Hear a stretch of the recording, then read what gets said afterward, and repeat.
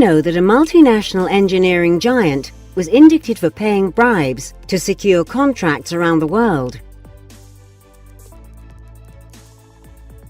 Third parties or agents are the most common conduits to carry out bribery.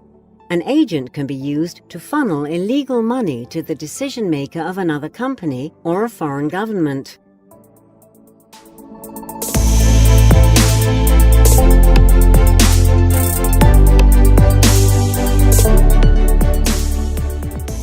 Janet is on a business trip to a foreign country.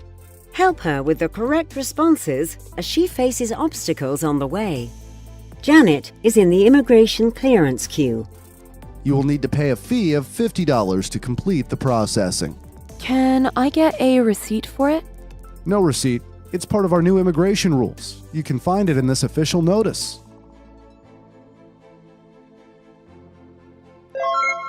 Janet visits a prospective vendor and finalizes a project. We are happy to do business with you. Please accept this as a token of esteem.